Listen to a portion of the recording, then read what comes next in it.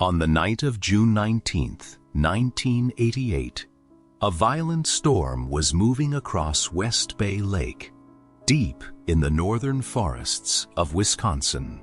Shortly after midnight, a bolt of lightning fell from the sky and struck the abandoned mansion rising behind the pine trees. Along the lakeshore, the sound of the explosion jolted people awake in the nearby summer homes.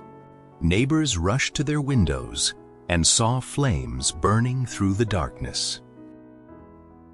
The fire was devouring the mansion's 72-year-old wooden structure, floor by floor, and yet no one ran toward the lake carrying buckets that night.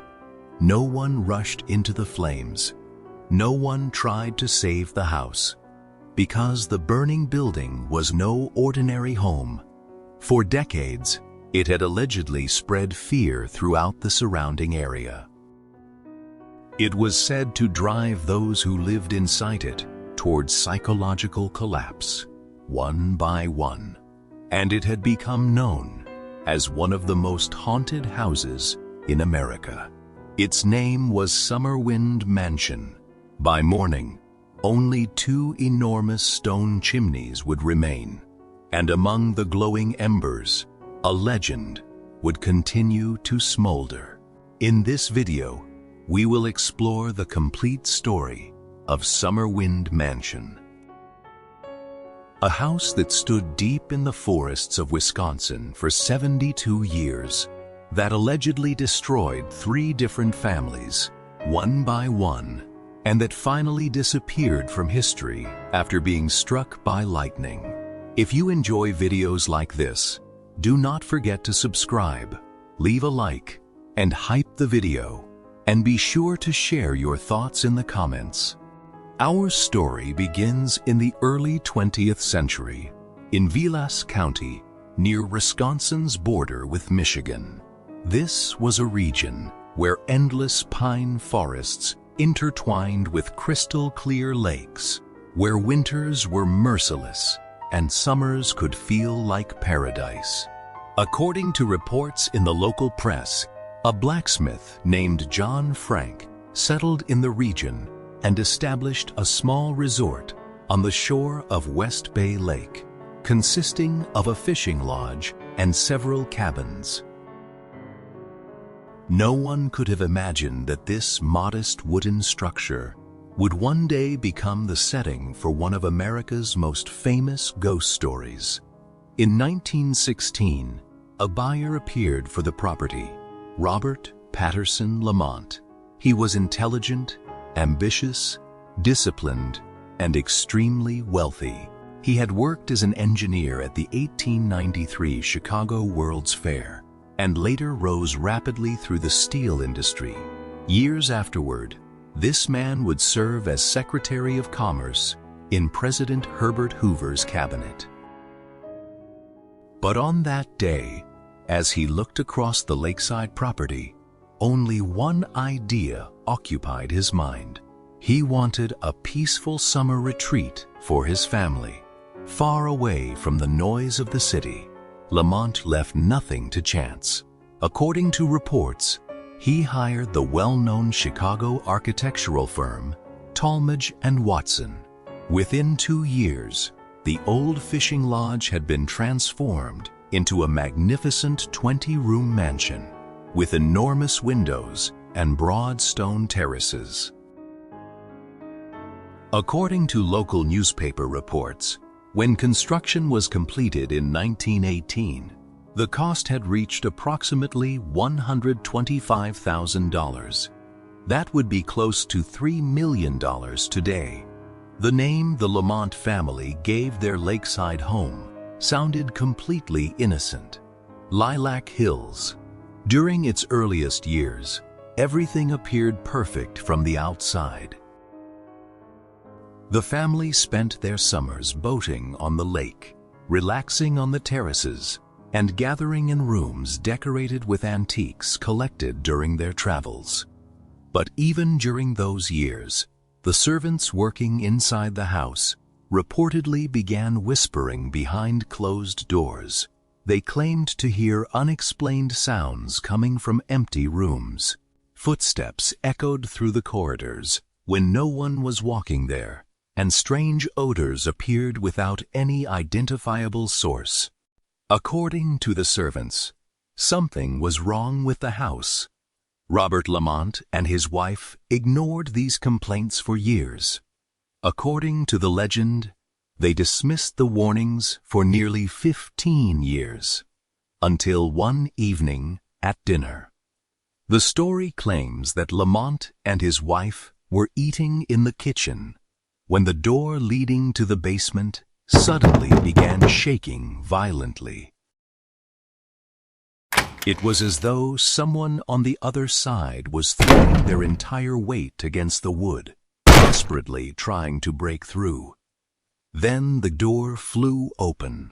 Standing in the doorway was the tall silhouette of a man dressed entirely in black, his form reportedly shifting and wavering like smoke. Mrs. Lamont screamed and hid behind her husband. Robert Lamont reached for his pistol.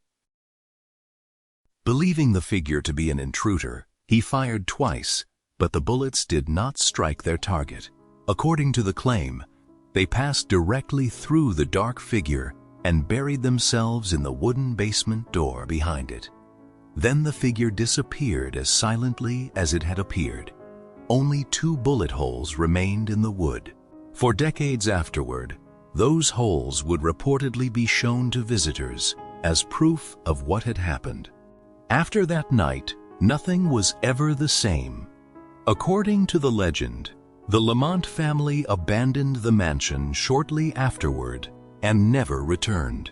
But there was something strange about their departure. Lamont did not sell the house. He did not even attempt to get rid of it. The magnificent summer retreat remained empty, silent, and locked beside the lake for many years.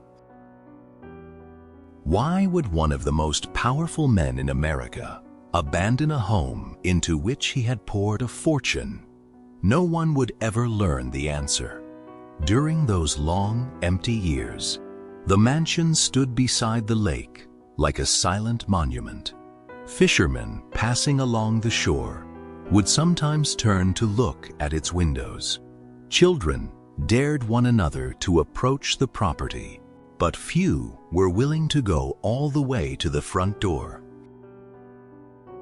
When a house remains empty for that long, people begin to talk about it, and every story creates the foundation for the next. There is another figure in the Summerwind legend who appears nowhere in the official records, but who was passed down through generations of local folklore. According to residents of the region, the ghost of a woman was sometimes seen on the estate and inside the mansion. Wherever she appeared, she allegedly left behind the scent of lilacs and lavender. The locals even gave her a name, Miss Lucy. When we remember that the mansion's original name was Lilac Hills, the detail feels like a deeply unsettling coincidence. But who was this woman? Why was she inside the house? And why had she been unable to leave?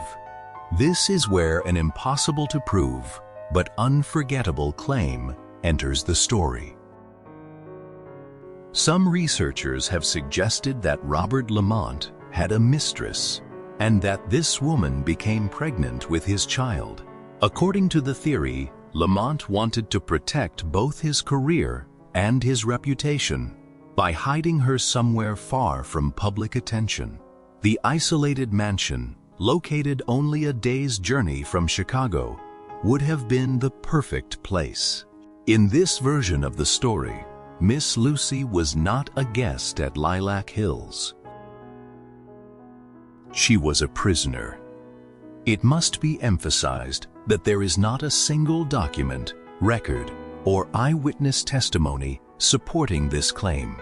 But there is one small fragment of truth that helped keep the legend alive. According to a report published in the Washington Press in 1932, Lamont's wife once spent 6 weeks alone at the isolated mansion. During the summer, she painted, paddled a canoe across the lake, and prepared her own meals. She was also known to be a passionate writer. And yet, among the papers she left behind, not a single line about the mansion was ever discovered. It was almost as though the house contained something too disturbing to put into words. Keep this legend in mind, because years later, another family living in the mansion would claim that they saw a woman in a white dress dancing through the sitting room. During dinner, after the Lamonts departed, the mansion fell silent for many years. In the early 1940s, the property was purchased by the Carver family. According to some local accounts, the sale took place in 1941, but the new owners would not enjoy much better fortune. One local account claims that Mike Carver died of a heart attack only months after buying the property, leaving the enormous mansion to his wife, Lillian. According to the same stories, Lillian Carver was terrified of the house. She rarely stepped inside. She would hand the keys to tenants and quickly leave, and she began selling the surrounding land piece by piece, seemingly trying to free herself from the burden. The mansion was placed on the market repeatedly, but no permanent buyer could be found. One local legend even claims that the house was sold 5 times, and that every new owner returned it within days after suffering some sudden misfortune. We do not know how much of this is true and how much was added later, but the historical picture is clear. A 20-room mansion standing on the shore of one of the most beautiful lakes in America was unable to find a permanent owner for nearly 30 years until 1969, when a hopeful young family walked through its doors. According to most sources, Arnold and Ginger Henshaw moved into the mansion with their children in 1969. Other accounts place their arrival in the early 1970s. They were young, energetic, and optimistic. They had purchased the long-abandoned mansion for an almost unbelievably low price, and they were determined to restore it to its former glory. They discovered what the local community thought of their decision on the very first day of work. When the Henshaws attempted to hire workers for the renovation, none of the craftsmen in the region agreed to take the job. They offered more and more money, but the answer remained the same. No one wanted to work inside that house. The family eventually decided to handle the renovation themselves, and that was when the strange events reportedly began. Murmuring voices seemed to come from empty rooms. Whenever the family searched for the source, they found nothing. Shadows appeared to move through the corridors. Electrical tools suddenly stopped working, only to begin working again before a repairman could arrive. And every night, one of the bedroom windows opened by itself. Arnold eventually lost patience and nailed it shut.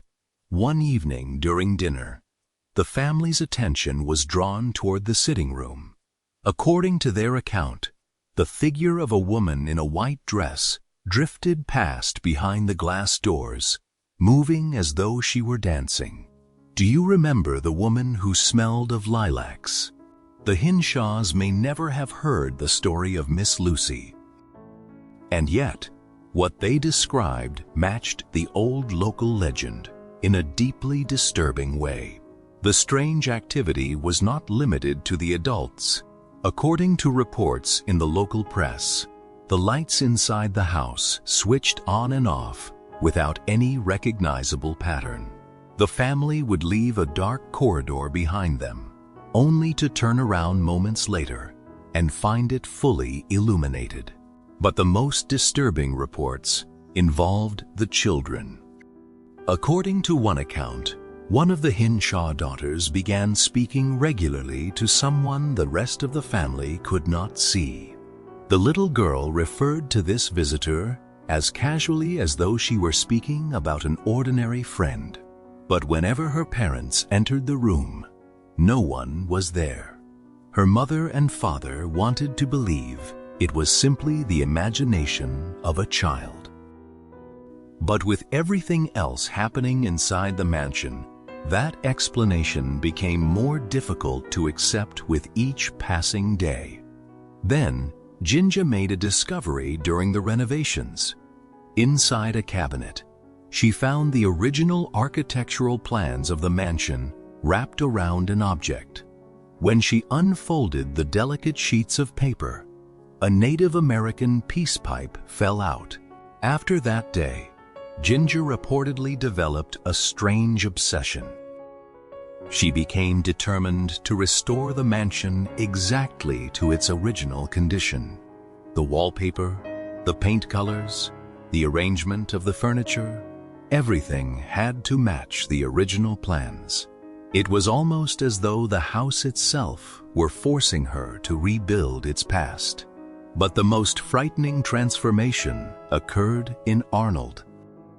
When they first moved in, he had been described as kind, patient, and hardworking. Within weeks, he had become almost unrecognizable. He suffered violent outbursts of anger. He shouted at his family for no apparent reason, and he stopped sleeping at night. The organ inside the mansion had once been his passion, but that passion soon became a nightmare. According to the story, Arnold would sit at the organ in the middle of the night and play for hours. The sounds were not recognizable as melodies. They were dark, dissonant, and deeply disturbing. When his family asked him why he played this way, his answer was chilling. The voices inside his head wanted him to play, and playing was the only way to make them stop. During those nights, the children reportedly huddled together and listened to the organ echo through the mansion.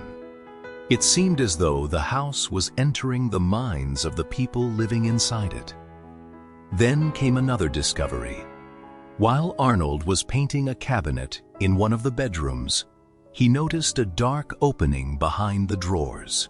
The space was too narrow for an adult to enter, so the family's young daughter, Mary, crawled inside holding a flashlight. Seconds later, the child's scream echoed through the walls of the house. According to the claim, a human skull was lying inside the hidden space.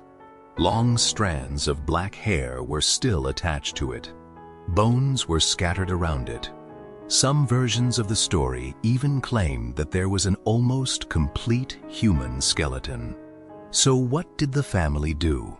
This is perhaps the most unbelievable part of the entire story. They did nothing. They did not contact the police. They did not tell anyone.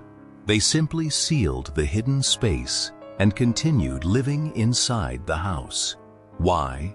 No satisfying answer has ever been given after the discovery.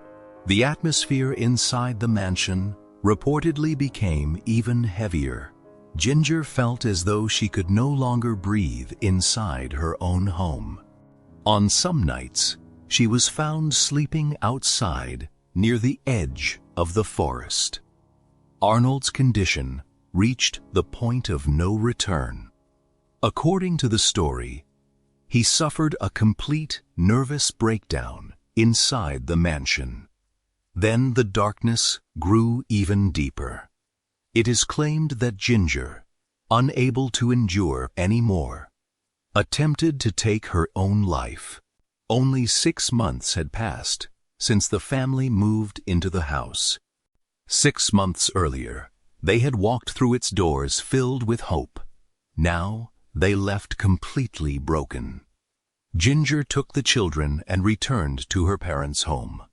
Arnold abandoned the mansion the following day.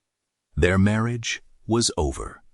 According to some sources, Arnold later spent time in a psychiatric institution. What had really happened inside that house?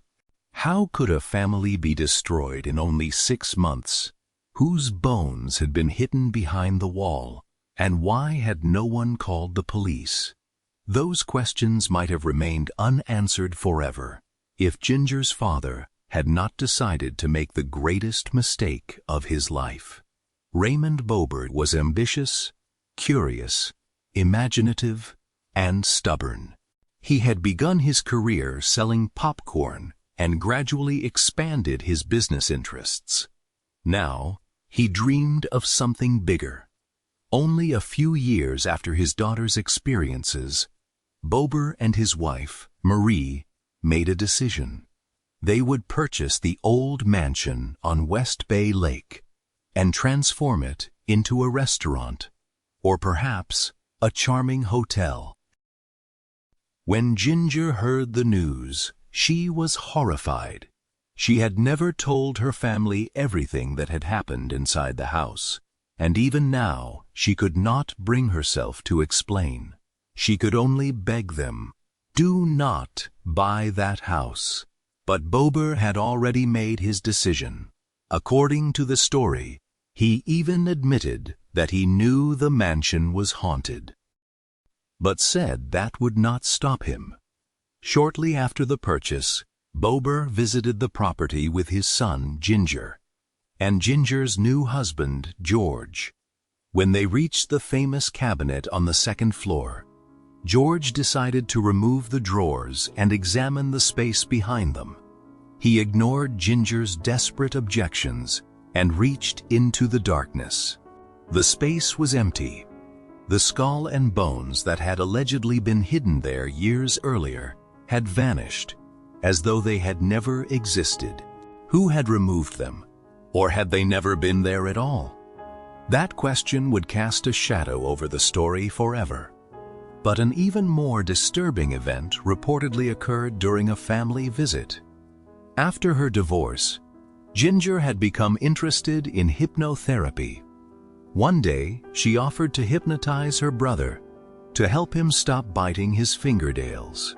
The session began normally, but within minutes, the young man's body became rigid.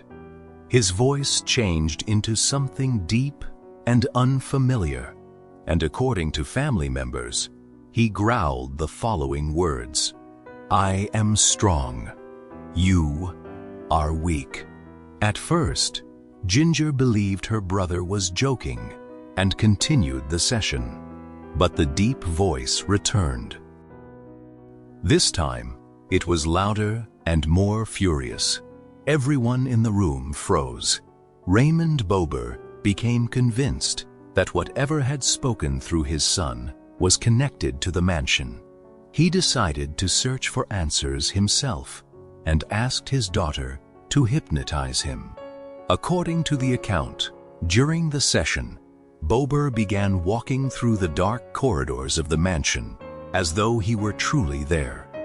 He descended the basement stairs. He removed a box from a hidden opening in the wall, and inside the box, he saw an ancient land deed. Ginger asked him a question. What name is written on the document? A single name passed through her father's lips: Jonathan Carver. To people familiar with the history of Wisconsin, the name carried enormous significance. Jonathan Carver was an English-born soldier and explorer who traveled through the interior of North America during the 18th century. His journeys during the 1760s became some of the most widely discussed exploration stories of the period. According to legend, Native American groups with whom Carver had established friendly relations granted him an enormous tract of land, a territory so vast that it supposedly covered nearly the entire northern third of modern Wisconsin. But Carver's personal history was almost as controversial as the alleged land grant. According to some accounts, the explorer abandoned his family in America, returned to England, and married again, He died in poverty in London in 1780. The legendary deed was never found, but the story of the deed did not die with him. For decades, Carver's supposed heirs pursued the imaginary inheritance. Some went to court. Others attempted to divide the enormous territory into parcels and sell it. There was no verified document and no official record, but hope proved more durable than evidence. After the hypnosis session, Raymond Bober developed a theory. The restless spirit of Jonathan Carver had attached itself to the mansion. The missing deed was buried inside a box beneath the foundation of the house, and Carver's ghost wanted Bober to find it. With this belief, Bober began forcing open every door he believed might lead into the world of the dead. Ouija boards, automatic writing sessions, more hypnosis. The old man was no longer attempting to open a business. He was entering into a partnership with a ghost. Bober's dream of opening a restaurant encountered resistance from the very beginning.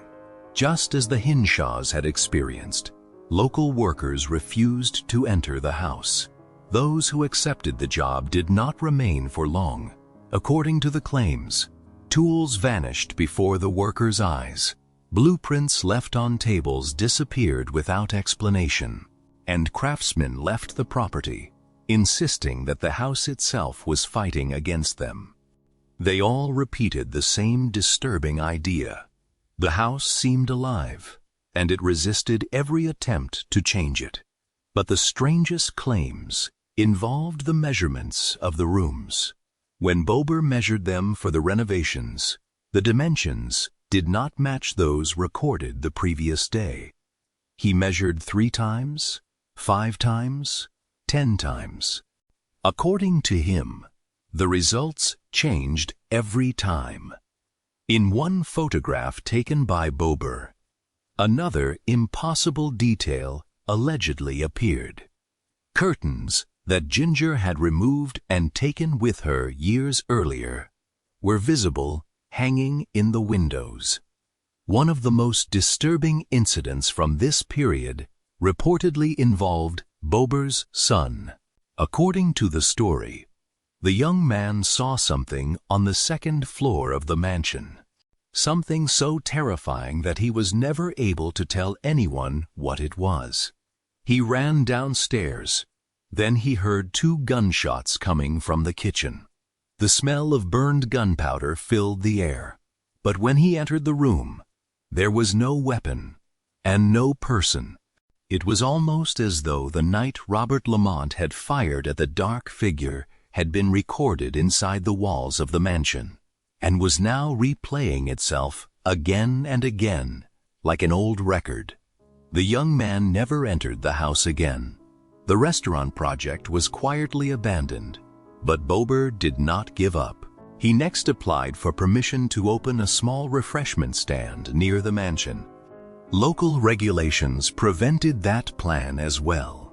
And here, we should pause to note one of the most revealing details in the entire story. According to neighbors who later spoke about Bober, the man who owned the mansion never spent a single night sleeping inside it. The explorer of the haunted house lived in a trailer on the property. In 1979, Raymond Bober published a book describing his experiences. It was released under the name Wolfgang von Bober. The title summarized his entire theory, The Carver Effect. The book was mocked and criticized locally, but fate soon opened an unexpected door for Bober's story. The following year, Life magazine, one of the most prestigious publications in America, released a photographic feature about the country's most terrifying haunted houses. Summerwind was included. Everything changed overnight.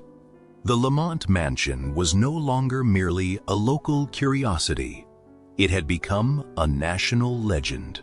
Ghost hunters, thrill seekers, and tour buses began pouring into this quiet corner of Wisconsin. According to local reports, busloads of ghost enthusiasts were regularly brought to the edge of the property. Visitors trampled through the gardens of neighboring homes. They knocked on residents' doors, and at night, they wandered around the mansion with flashlights. For the people who had always known the property simply as the old Lamont Mansion, the transformation was a nightmare. Their peaceful lakeside community had suddenly become the center of a reputation it had never wanted, and the crowds did not stop coming. The mansion itself, however, was too exhausted to survive its new fame. By the early 1980s, the building had been completely abandoned and left to decay.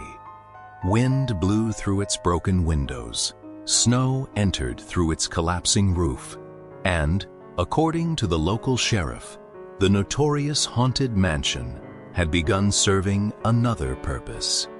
Young people who burglarized nearby summer homes were using Summerwind as their headquarters. One of America's most feared houses had become a gathering place for nighttime parties. Broken bottles and names carved into walls. The people who were supposed to fear the ghosts were now celebrating inside the ghost's home. By 1985, local authorities had lost patience and began taking steps to demolish the building. But the attempt failed. It was almost as though the mansion wanted to choose the moment of its own death. And on the night of June 19th, 1988, that was exactly what happened during the violent storm. A bolt of lightning descended from the sky and reduced 72 years of history to ashes within a matter of hours. Fire investigators examined the ruins. Their conclusion was clear. There was no evidence of arson.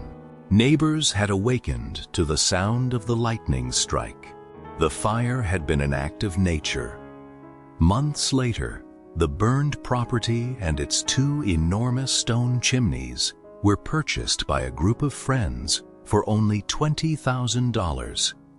That was the final price placed on what had once been called the most haunted house in America. Everything you have heard so far is part of one of the most famous ghost stories in the United States.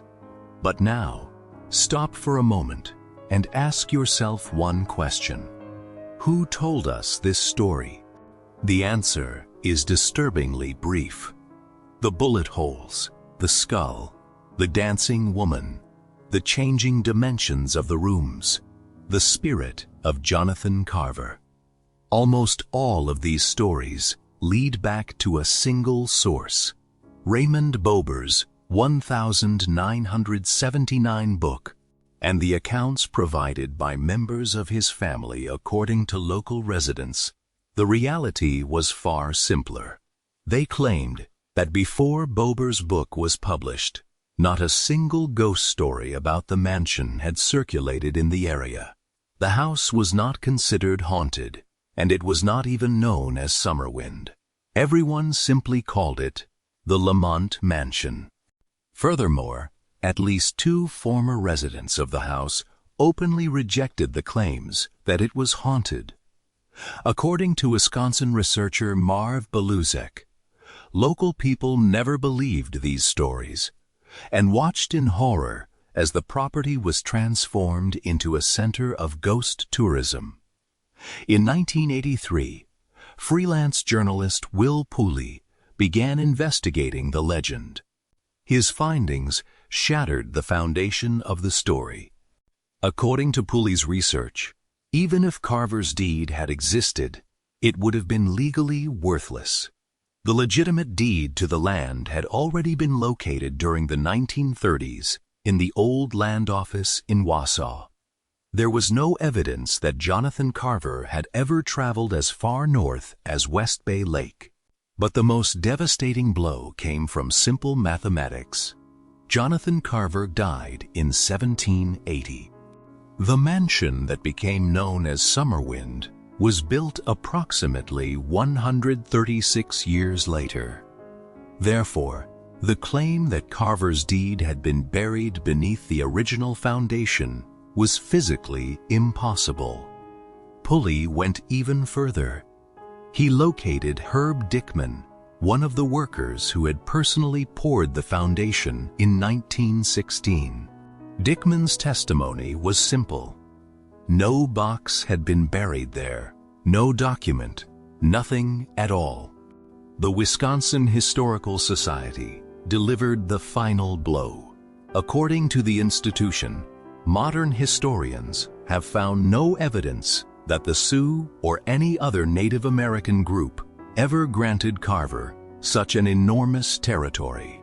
Carver never mentioned the alleged deed in his own written records.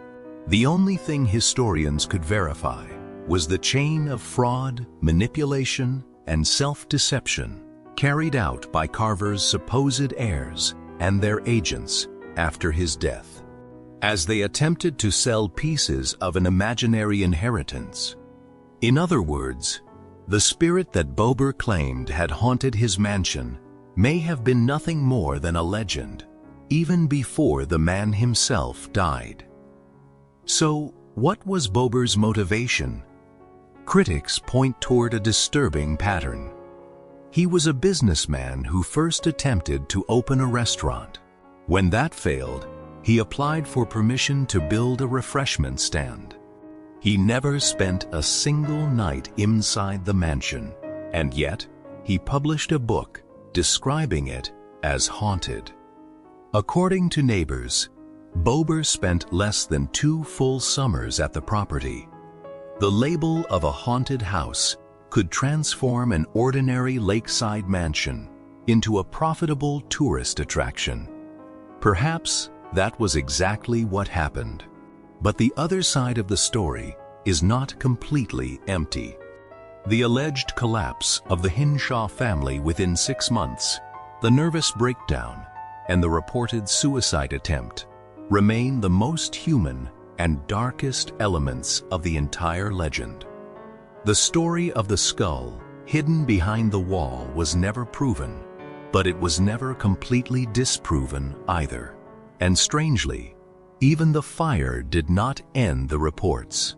Over the years, visitors to the ruins continued to claim that they saw a woman dressed in white among the remains, that they smelled unexplained burning in the air, or heard low murmuring voices coming from between the trees. The house was gone, but the stories remained standing, proving that a story was invented is not always enough to erase the fear of those who believe it.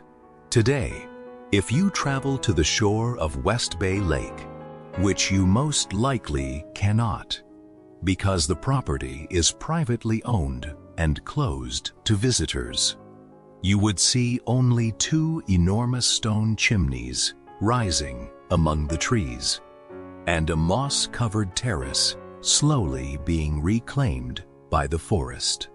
The house no longer exists, but perhaps Summerwind was never merely a structure of wood and stone.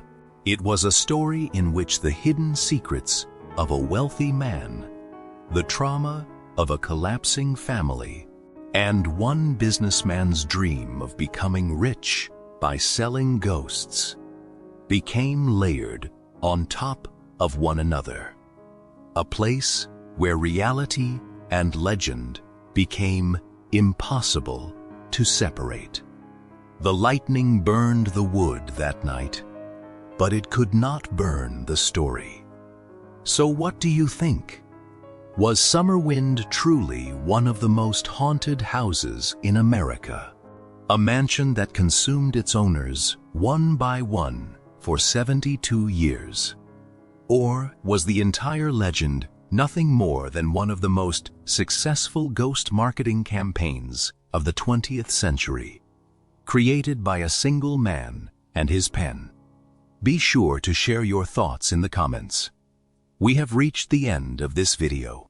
Until next time, Take very good care of yourselves.